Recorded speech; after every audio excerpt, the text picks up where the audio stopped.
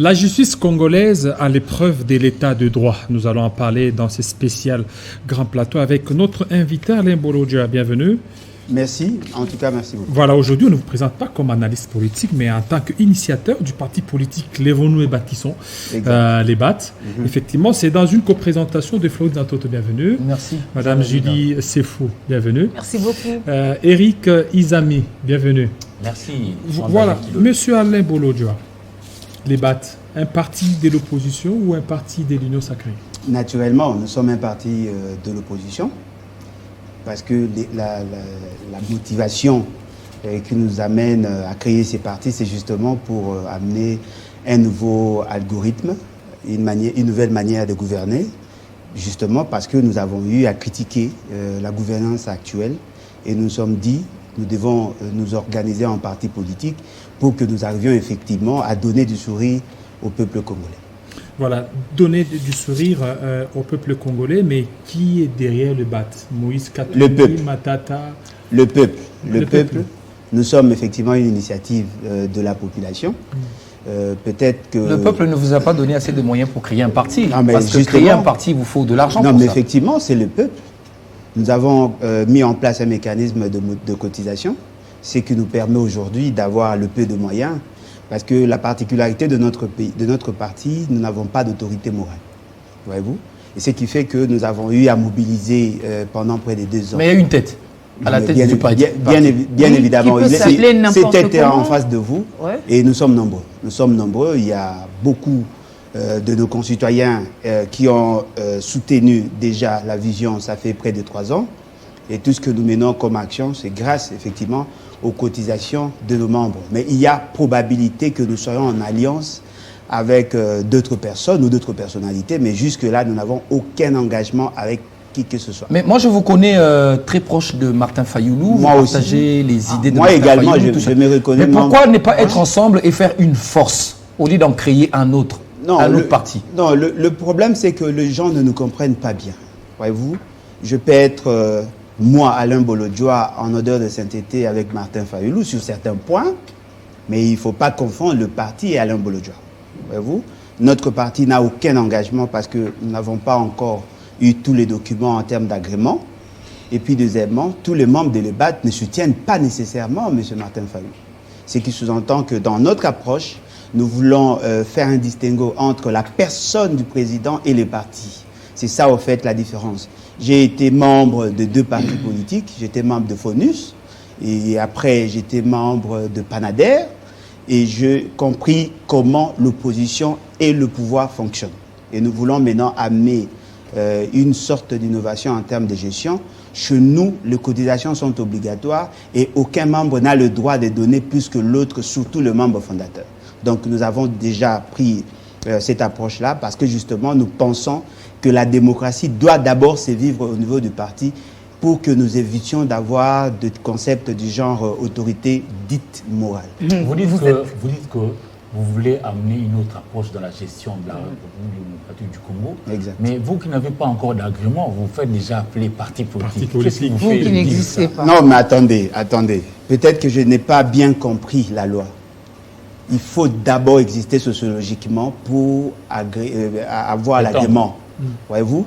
Parce que même la loi exige à ce que nous existions d'abord. La loi voudrait à ce que nous ayons un siège, les statuts, que nous ayons le membre. Pour avoir ces membres, avoir ces statuts, il faut d'abord commencer à exister. Et nous amenons notre parti qui existe sur le plan sociologique au niveau de l'État pour avoir l'agrément. Ce n'est pas l'acte de l'État qui crée le parti, mais c'est la volonté de membres. Alors, vous avez dit tantôt aussi que votre parti est un peu différent des autres structures politiques qu'il y a dans le pays. Exact. Vous avez dit que vous n'aurez pas d'autorité morale. Nullement. Quelle est l'autre caractéristique qui vous différencie des autres? La composition d'abord des membres fondateurs. La quasi-majorité de nos membres fondateurs sont des étudiants. Étudiants. La quasi-majorité de nos membres fondateurs sont des étudiants. Deuxièmement, la quasi-majorité de membres de notre parti ont donné le même montant. Voyez-vous? Ce qui veut dire que pourquoi la composition... ce choix? Non, mais justement parce que nous ne voulons pas qu'il y ait un financier qui puisse prétendre... Dicter les lois. Effectivement. Mais est-ce pour autant que vous parlerez forcément le même langage parce que vous semblez être vraiment des gens qui sont dans la démocratie la plus totale? Non. Mais puisque vous êtes ex-aequo, vous parlerez forcément le même langage. Qu'est-ce que vous différencierez? Non, la différence, c'est que le fait seulement qu'il n'y a pas d'autorité morale. Notre autorité morale, c'est nos statuts et nos règlements intérieurs. Qui disent quoi? Qui disent clairement que tous les membres ont le même droit. Et on peut démettre de ses fonctions un président de la République et du parti qui s'est méconduit. Et puis deuxièmement, il y a une sorte de rotation en termes de gestion en ce qui concerne le parti parce que nous consacrons les élections comme le seul mode d'évolution du pouvoir.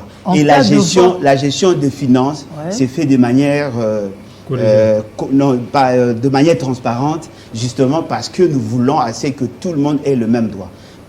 Nous avons enregistré jusque-là plus de 12 013 membres, comment on peut appeler, virtuels.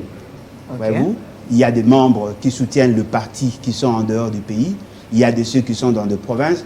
On se rencontre chaque dimanche via Zoom et nous organisons nos réunions.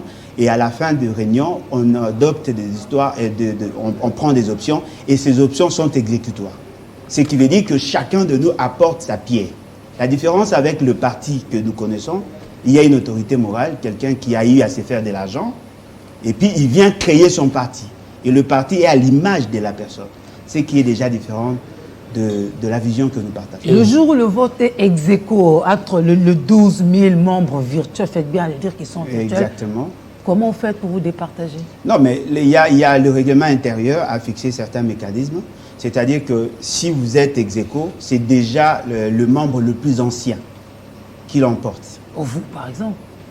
Non, mais le membre le plus ancien seront le membre signataire. Et vous n'avez pas peur peut-être que votre agrément soit refusé parce que vous êtes de l'opposition? Il faut que surtout votre parti... avec vos prises d'opposition déjà connues. Non, mais attendez. Nous ne pouvons pas être dans l'opposition et avoir peur. Nous savons que l'environnement est pollué et nous allons nous tenir à la loi.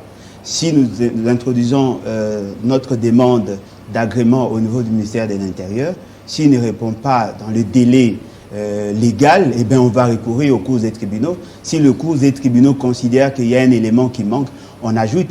Mais si on le fait de manière unilatérale dans la violation de la Constitution et de loi de la République, nous avons une autre disposition de la Constitution qui nous donne la possibilité d'agir dans ce sens. Alors, allons dans le fond. Les attentes sont nombreuses et variées en RDC. Vous parlez d'une nouvelle façon de gérer. C'est quoi que vous allez apporter de manière substantielle pour améliorer tant soit peu la vue? Déjà, l'algorithme que nous présentons est simple. C'est-à-dire que nous voulons assez que tous les Congolais soient mis en position d'opérer leur croissance économique individuelle. Parce que nous constatons que l'État n'a pas assez de moyens de sa politique, justement parce qu'il y a un problème de répartition des ressources. Déjà, une innovation que nous voulons présenter à la population, la rémunération du président sera fixée au prorata des entrées, mais aussi comparativement à l'évolution de la rémunération ou du salaire du secrétaire général. Quand vous dites président, vous faites le président de la République. Le président de la République. C'est-à-dire que celui qui est président saura qu'il a droit à 10 fois les salaires d'un secrétaire général. Donc, virtuellement, vous gérez déjà là. S'il veut augmenter son salaire, naturellement, il doit augmenter le salaire du secrétaire général. Et lorsque vous augmentez le salaire du secrétaire général, il y a une incidence sur les autres. Et voilà pourquoi nous allons demander aux gestionnaires de bien gérer les finances publiques. Alors finalement, là, vous êtes progressiste, vous êtes... Exactement, nous sommes progressistes. Nous sommes progressistes parce que moi, déjà, au départ, j'étais un libéral et il y a eu des socialistes. Et nous sommes dit, voilà, comme nous avons des approches idéologiques différentes, mettons sur pied une autre approche. Voilà pourquoi nous avons opté pour le progressisme. Que dites-vous à ceux de Congolais qui penseront que ce que vous êtes en train d'évangéliser là ne risquerait que de rester dans les virtuels? C'est-à-dire, c'est beau de le dire, mais difficile à pratiquer dans le fait. Bon, déjà, la force de notre parti, c'est notre capacité de rêver. De rêver. Si les gens n'ont pas la capacité de rêver, tant mieux. Mais je vous dis, les États-Unis, c'est les rêves des gens. La France également. Pas seulement le rêve, hein. Non, mais effectivement, non, c'est d'abord les rêves. Il faut rêver et apprendre à bras le corps la question. proposer un algorithme tel que nous l'avons fait, et après avoir des animateurs ou des acteurs essentiels pour la mise en œuvre. Ne pensez pas que la ville de Kinshasa est une invention de la nature. La ville de Kinshasa est un rêve de quelqu'un, mais qui se réalise aujourd'hui, peut-être après 100 ans.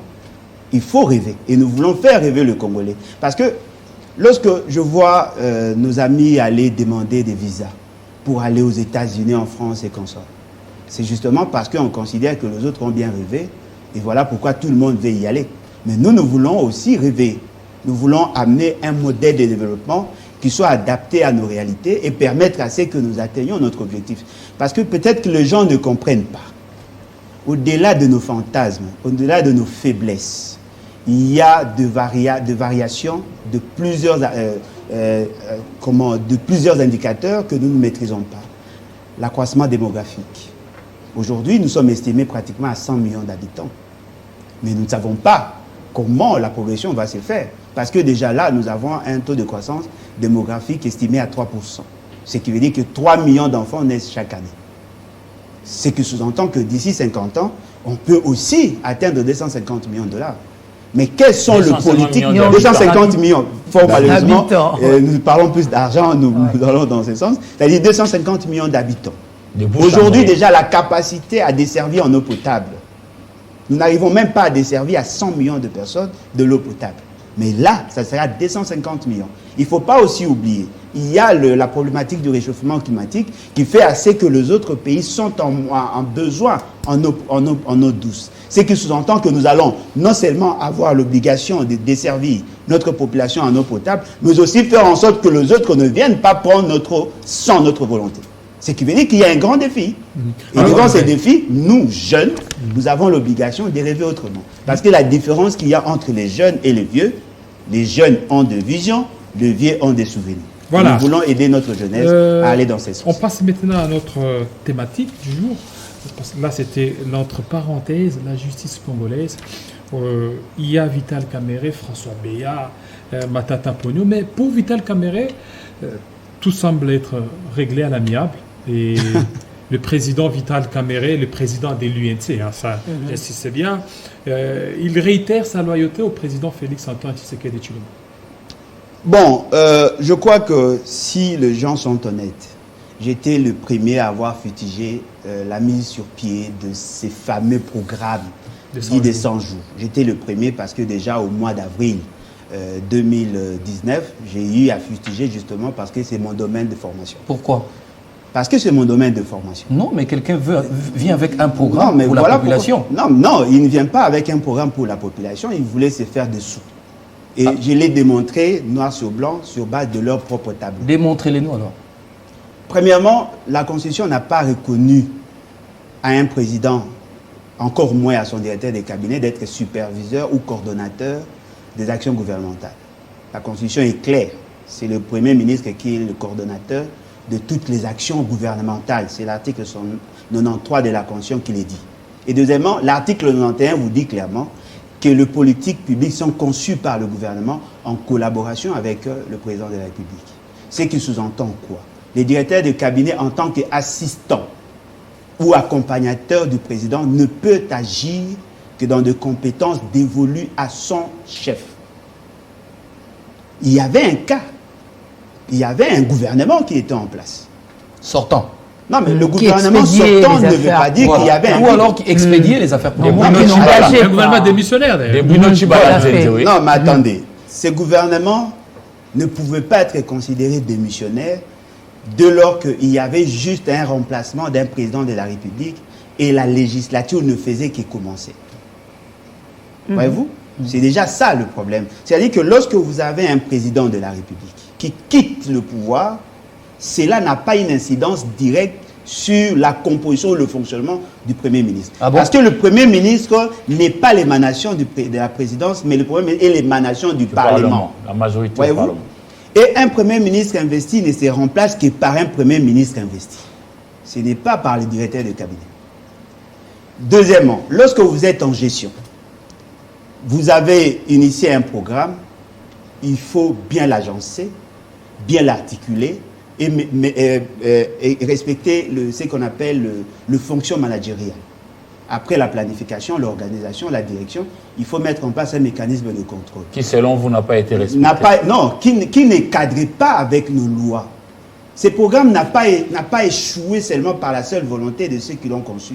Non, ce programme a échoué justement parce que ça n'a pas respecté la procédure et la norme. Dans les prémices, c'était déjà fausse. Bien évidemment, déjà, le programme de 100 jours, le tableau synthèse tel qu'est présenté, et avait déjà des entorses en termes de procédure, sur le plan technique, sur le plan formel, sur le plan légal, sur le plan constitutionnel. Il y avait déjà des germes d'échec. Comment voulez-vous mettre en place une commission qui n'a pas d'autorité sur les acteurs qui agissent? C'est déjà un problème. Quel est le pouvoir qu'a un directeur de cabinet sur un ministre ou sur le DG de l'OVD ou de l'Office des routes? Il n'a aucun pouvoir sur eux. Il n'a aucun pouvoir. Il n'a aucun pouvoir parce qu'il n'est pas l'autorité des tutelles. Voyez-vous? Et le montant tel qu'est présenté, ça augurait déjà une volonté manifeste à détourner. Donc si je comprends bien, la rencontre là qui avait été organisée, la rencontre officielle pour lancer officiellement le programme d'urgence du chef de l'État, oui. Tout le monde qui était là était dans l'illégalité. Non mais attendez, il faut voir d'abord le comportement des membres du gouvernement. Je me souviendrai toujours de l'image qu'avait affiché l'ancien Premier ministre. Il était un simple invité. Bruno Chibalanzi. Il était un simple invité. Quel est son rôle dans ça? Ce qui veut dire quoi? M. Félix avait effectivement l'intention de profiter de ces situations pour se faire une santé financière. Et nous l'avons dit. Comment voulez-vous? Le tableau synthèse présente 488 millions de dollars, alors qu'en réalité, il y avait d'autres dépenses qui n'ont pas été agrégées ou intégrées dans le tableau synthèse. Il y avait plus de 190 millions de dollars non intégrés. Avec de qui devait servir à quoi? Non, qui devait servir à la construction de la centrale électrique à base de gaz. Je donne juste un cas. M. Félix Sekei arrive au niveau du Congrès. Le Congrès, c'est aussi un organe de l'État qui est un cadre d'harmonisation des décisions du Parlement, l'Assemblée nationale et le Sénat. Il dit devant tout le monde et devant le public, il pointe du doigt l'ancien ministre aux Finances. Il lui dit c'est lui qui bloquerait le fameux programme, l'exécution du fameux programme. Alors que l'ancien ministre aux Finances avait toutes les raisons débloquer, effectivement, parce que dans le mécanisme de contrôle, disons bien le mot, de bloquer ou de faire réfléchir, dire que non, il ne faut pas ceci, il faut plutôt... Non, il avait toute la latitude, tout le droit de bloquer parce qu'il y avait intention de détourner l'argent. Parce qu'en réalité, lorsque vous mettez en place un programme, il y a ce qu'on appelle le plan de décaissement. Le plan de décaissement doit répondre au plan opérationnel. C'est-à-dire que lorsque vous initiez un programme, il y a des séquences. Vous dites, voilà, première phase, deuxième, troisième. Et à chaque niveau, il y a un mécanisme de financement et le mécanisme de contrôle. Dès lors que le premier tâche n'a pas été atteint, on ne peut pas décaisser l'argent. Ce qui veut dire que lui, en tant que trésorier, n'avait pas de choix que d'inviter à ce que l'argent ne sorte. Et lorsqu'il a lancé l'alerte, il a été crucifié. Par qui? Par son chef. Non seulement le président dit de la République, mais le chef de l'État. C'est lui qui est supposé porter la vision. Il a été pilonné par tout le monde et en fin de compte, tout le monde s'est rendu compte. Donc avec ce qu'il y a eu comme détournement, on donne raison au ministre des Finances. Non, mais si lui n'avait pas la capacité de vous dire certaines vérités, peut-être qu'aujourd'hui, on allait encore décaisser l'argent. Mais pourquoi déjà avoir accepté de décaisser l'argent au préalable alors que celui qui ordonnait n'avait pas qualité pour revenir à votre... Non, mais effectivement, parce que lui a trouvé un programme qui était exécuté par l'ancien gouvernement. Voyez-vous, un programme qui était exécuté par l'ancien gouvernement, lorsqu'il a fait l'évaluation, il s'est rendu compte que les tâches pour lesquelles l'argent était décaissé n'ont pas été atteintes. Ce qui veut dire que lui, en tant que technicien, parce que c'est ça la particularité des trésoriers. Les trésoriers visent le cash flow. Et dans le cash flow, il y a les cash inflow et les cash outflow.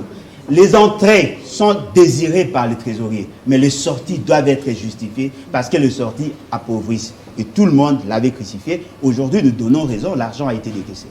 Au-delà de tout, il y a eu un procès. Personne n'est condamné. Mais l'argent n'est pas rentré dans le compte du trésor. Il n'y a pas eu de preuves. Non, mais attendez, il y a eu des preuves de détournement.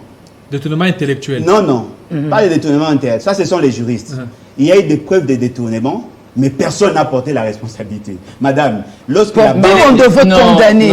La justice devrait être dite. Là, vous êtes Les juges ont dit qu'il n'y a pas de preuves Il y a pas de matérielles. preuves. Non, mais attendez, il n'y a pas de preuves matérielles prouvant que Kamere aurait perçu l'argent. Oui, oui. Mais il y a des preuves matérielles prouvant que l'argent de l'État a été décaissé et ça n'a rien fait. Mais l'argent est toujours tracé, Non, non? mais non, c'est justement Mais parce le que... moyen le plus sûr de tracer, c'est l'argent. Bah, effectivement, l'argent traçable. voilà pourquoi je Mais vous dis pourquoi que... on ne retrouve pas ça? Non, mais on Et ne en le plus, retrouve pas. Même Jamal Sami, il dit qu'il y a des maisons. Alors c'est un jeu.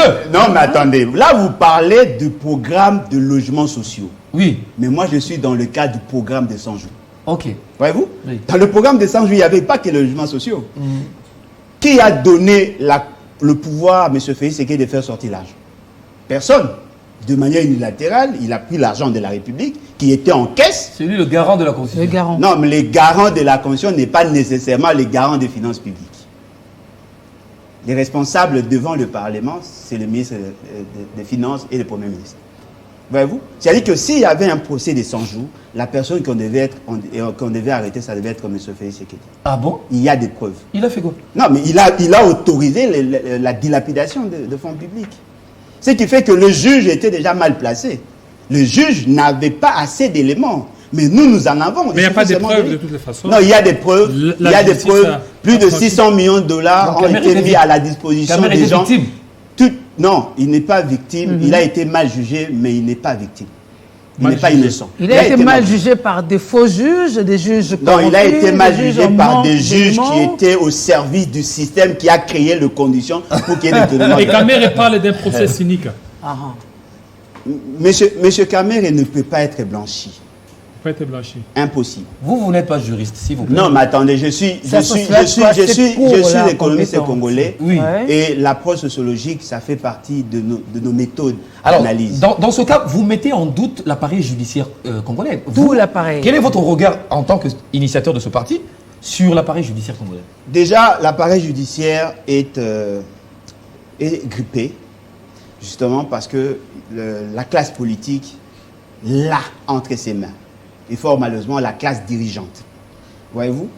Lorsque vous prenez les déclarations faites par M. Félix Tshisekedi, il vous dit ceci, qu'il est par moments déçu de voir que le juge que lui a eu à nommer ne font pas ce que lui veut. Je ne fais que le paraphraser. Ce qui veut dire que M. Félix Tshisekedi veut avoir une justice privée. Et pourquoi? Parce que c'est ce que la Constitution ne veut pas. Le président Il a dit veut ça. d'un état Non, mais de droit. effectivement, je l'ai paraphrasé. Il a dit ça. Effectivement, à Goma, Mais devant c'est ça. Christian Lusako et votre consoeur Il a dit- de la RTNC. il a dit quoi? Non, mais il a dit qu'il n'était pas content de la prestation de ceux qui ont été jugés et nommés par lui. Et Ils nous ne font pas ce comprenons, que lui nous comprenons veut. que c'est par rapport à l'état des droits qu'il prône, non? Non, mais l'état de droit, ce n'est pas lui qui prône. C'est un objectif constitutionnel.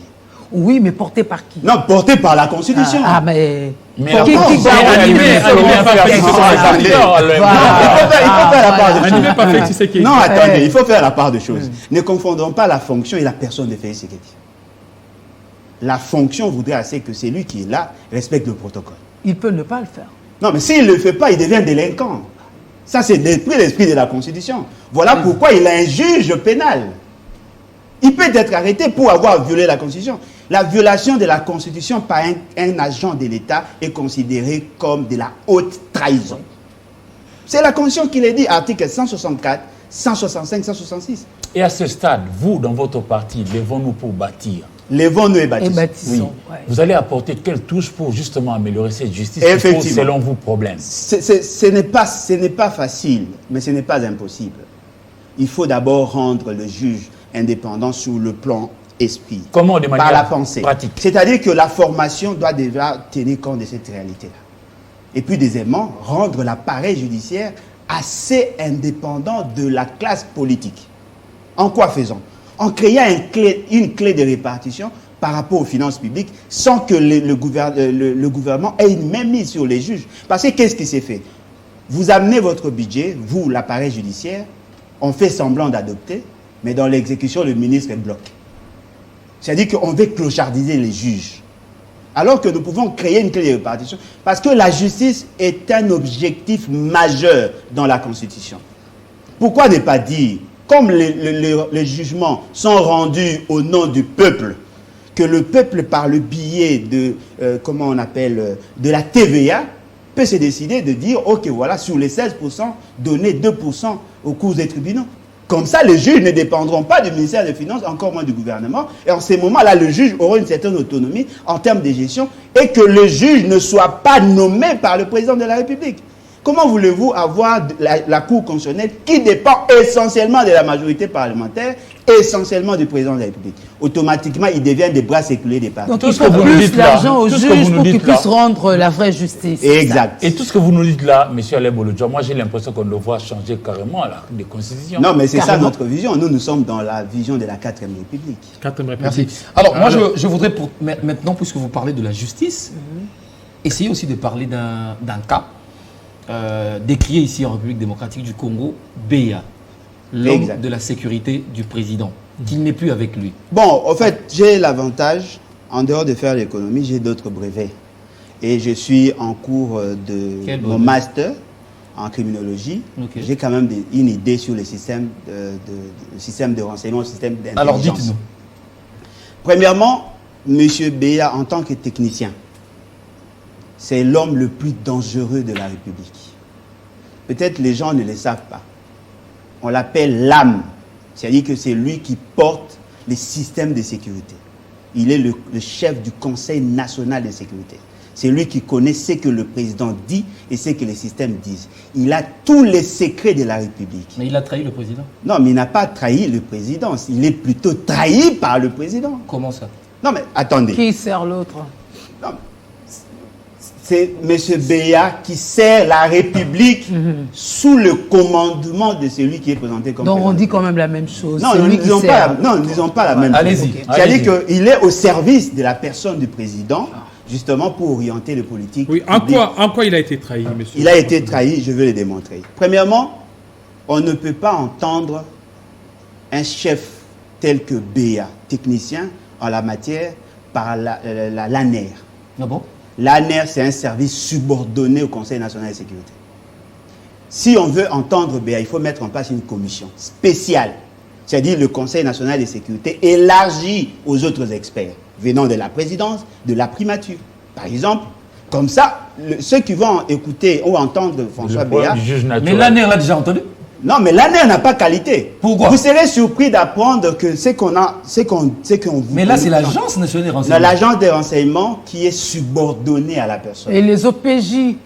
Effectivement, il y a des OPJ, à la commission. mais qui n'ont pas compétence d'entendre leurs supérieurs. Ah bon? Vous ne pouvez pas demander à un colonel d'entendre un général. Mais au cas où on allait mettre... Nullement.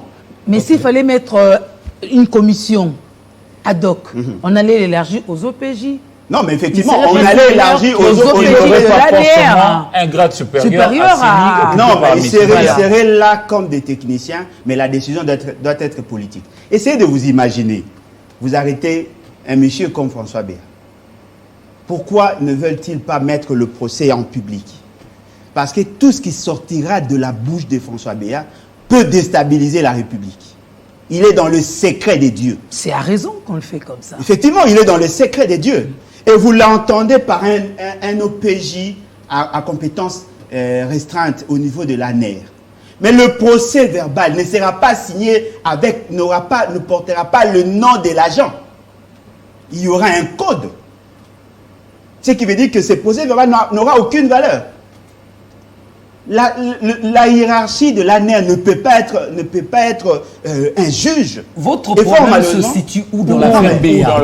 Le problème, c'est que la procédure n'ayant pas été respectée, le protocole n'ayant pas été respecté, le fond du dossier ne portant pas le germe ou le signe qu'il y aurait coup d'État, je considère que l'arrestation de François Beya a tous les caractères possibles, sauf le droit. La haute cour va se décider.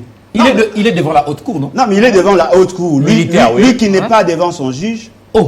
Il n'est pas devant son juge. Mais la haute cour militaire? Non, mais attendez. On a justifié la présence de la haute cour militaire justement parce qu'il y aurait colonel Lili et le secrétaire de M. François Beya et son garde du corps. Et les infractions qui ont été portées contre lui, ce sont des infractions des militaires. Non, mais ça a changé.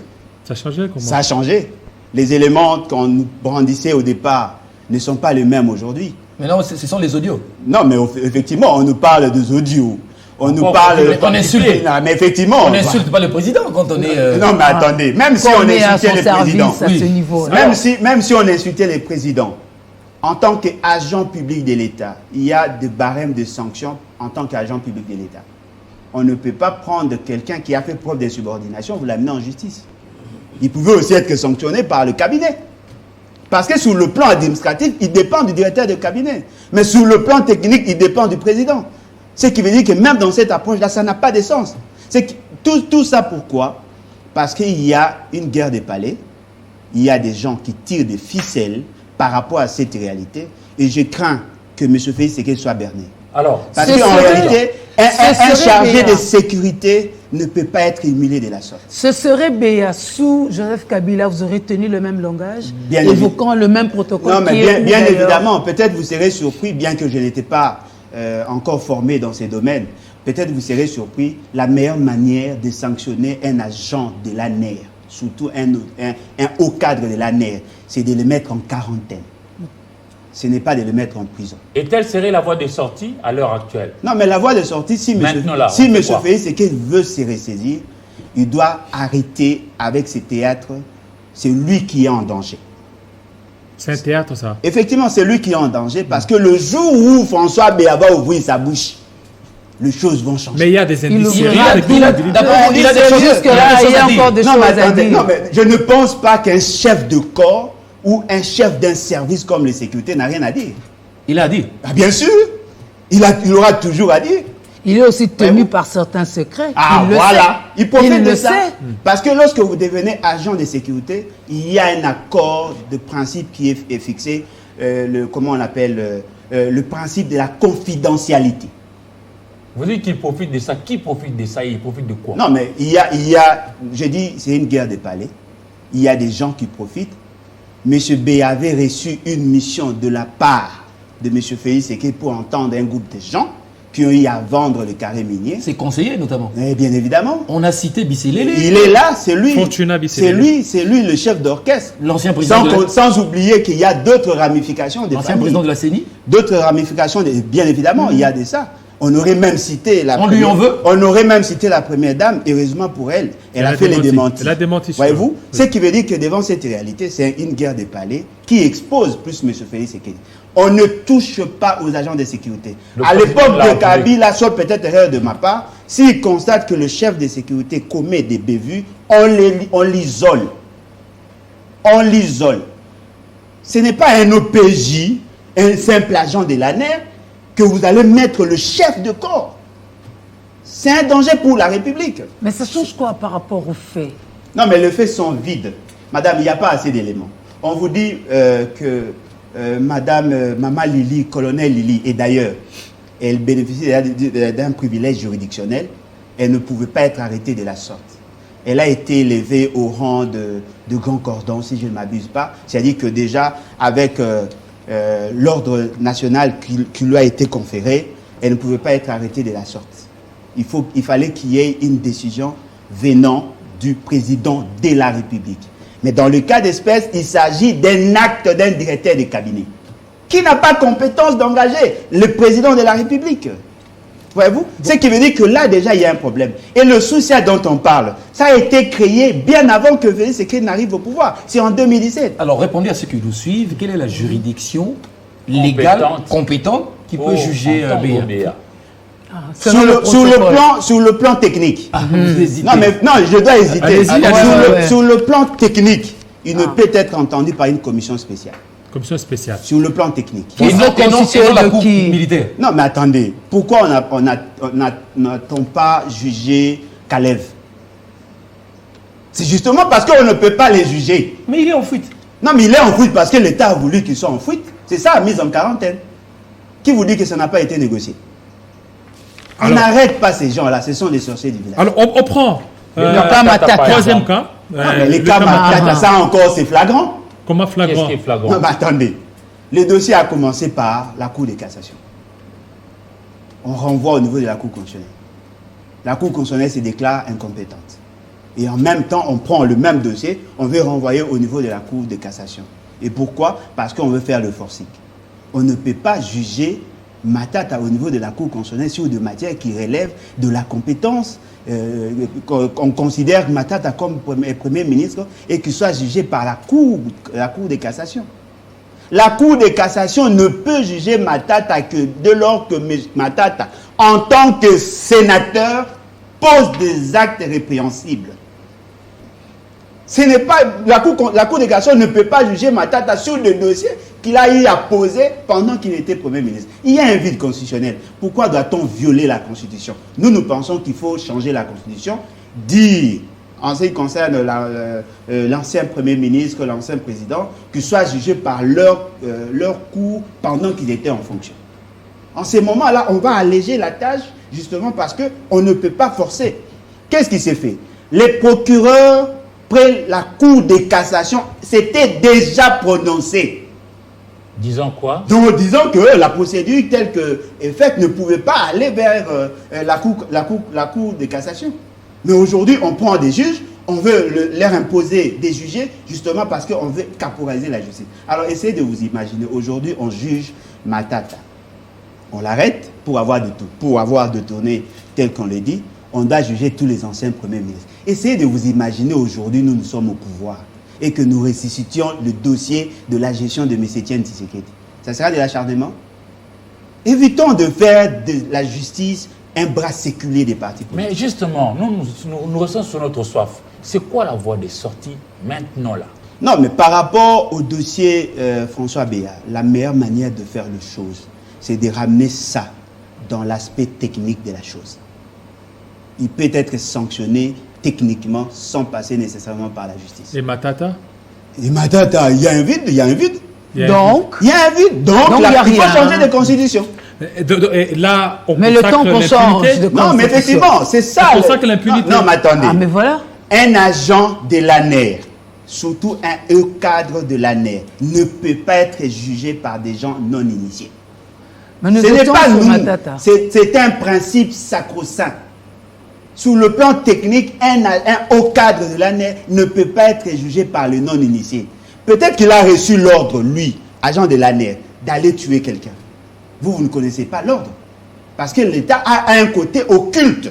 C'est ce côté occulte-là qu'on a créé l'ANER. Et vous voulez commencer à mettre sur la place publique toutes les informations sensibles de l'État. Est-ce que vous savez que l'agent de l'ANER a le droit de tuer? Mais ce n'est pas constitutionnel. Vous ne pouvez pas exposer le sorcier du village qui protège votre immunité. L'ANER est le mécanisme immunitaire de l'État. Lorsqu'on avait tenté de traquer M. Kalev, je l'ai dit, les gens n'ont pas compris. Vous voulez juger Kalev. Si vous disiez, ok, voilà, nous étions organisés de tuer le président rwandais, et voilà, dans la procédure, on a commis une erreur, voilà pourquoi on veut me poursuivre. Vous allez traiter ça comment? Il y a des choses qui sont sensibles. On doit éviter de faire la politique sensationnelle. M. François Béat a sa place, s'il aurait commis ces faits-là, à sa place dans sa résidence, où vous l'envoyez en dehors du pays. Ce n'est pas devant un juge. Parce que quand il va ouvrir sa bouche là, ça sera un danger pour la République. Alors maintenant, les cas Matata. J'aimerais qu'on y revienne. La Cour constitutionnelle s'est déclarée incompétente. Aujourd'hui, maintenant, c'est la Cour de cassation. D'ici là, il sera encore une fois de plus convoqué. Et Augustin Matata Ponyo, et s'il ne se présente pas, comment sera la suite? Non, mais ça, nous laissons la responsabilité ou l'analyse à ce que vous appelez le juriste congolais. Mais ce qui est vrai, c'est que moi, mon analyse est purement politique. Mais il n'y a pas que le cas Matata. Il y a d'autres cas. Qui se souvient encore de Orly Ilunga, l'ancien ministre de la Santé? Il est en prison. Il a été mal jugé. Le jugement a été essentiellement politique. Ah bon? C'est vous qui décidez? Non, mais je vous dis par rapport aux éléments. Allez-y. Comment voulez-vous que Orly Ilunga soit reproché d'avoir mal géré le fonds lié au coronavirus? Non, c'était à l'époque l'Ebola. C'était avant. Et pardon, Ebola. Corona, c'est son Ebola, successeur. effectivement. Ebola. Il aurait détourné l'argent de l'État. Mais personne aussi ne nous a démontré comment pouvait-il gérer cet argent alors que la question a été traitée au niveau de la primature. Vous allez, l'autre là que vous venez de citer, Etienne Longondo, a eu à faire pire. Fort malheureusement, il a été blanchi. Ça a été démontré que lui a fait pire que l'autre. Non, le problème c'est que c'est pour le même fait, mais on a constaté que la justice, on a une justice à double vitesse. Justement parce que Orly Ilunga et l'ancien médecin d'Étienne Tshisekedi, ils sont en rancœur avec la famille, et voilà pourquoi on a voulu accélérer les choses. Et aujourd'hui, il est en prison. La même justice, pour le même fait, pour la même fonction, mais deux décisions différentes. Ce qui veut dire que la justice ne fonctionne pas normalement.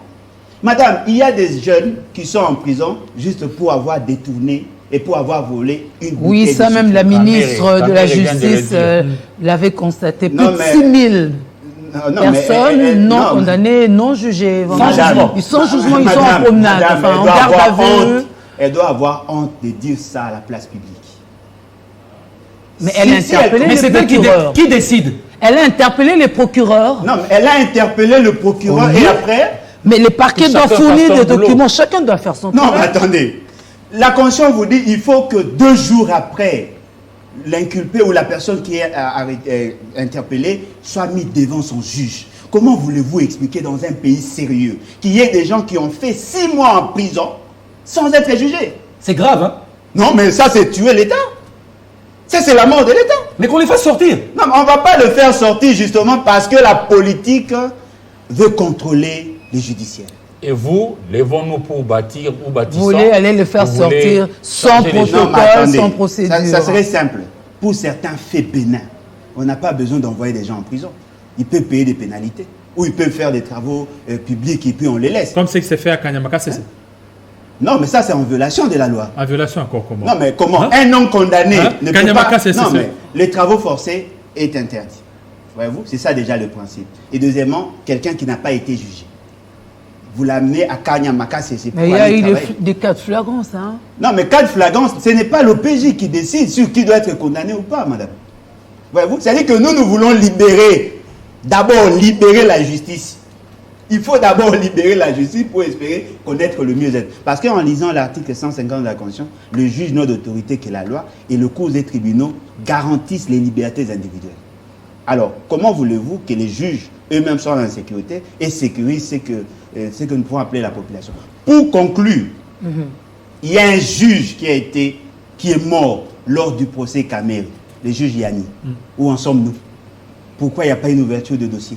Pourquoi il n'y a pas enquête? J'ai été contacté par sa famille, son grand frère, qui m'a dit qu'il aurait écrit à tout le monde, même à M. Félix Sekedi. Ils sont allés même au-delà, toucher Maman Denise. La famille? La famille. La famille veut savoir. Non, mais effectivement, parce qu'il y a eu les résultats de, comment on appelle, de l'autopsie qui ont démontré qu'il aurait reçu des coups et il y avait une substance toxique dans son corps. Mais ça veut dire qu'il avait mangé des légumes, c'était ça? Non, mais ça, c'est ce qu'on a dit. Hein? Mais le ministre a dit que... Non, mais effectivement... Voilà la raison de l'enquête. Fort malheureusement, la justice attend qu'il y ait le mot d'ordre pour qu'il soit poursuivi. C'est ça le problème. C'est-à-dire que le juge, le magistrat attend le mot d'ordre. De qui? Alors, non, mais le mot d'ordre, c'est Et la famille veut la politisation, justement. Merci. Merci beaucoup Alain Bolodja. Merci de votre passage. Merci à Julie Sefou. Merci. Eric Izami. Floride Zantoto. Merci beaucoup. Voilà, ça n'est fini, fidèles téléspectateurs. Restez branchés sur Télé 50 et à très bientôt.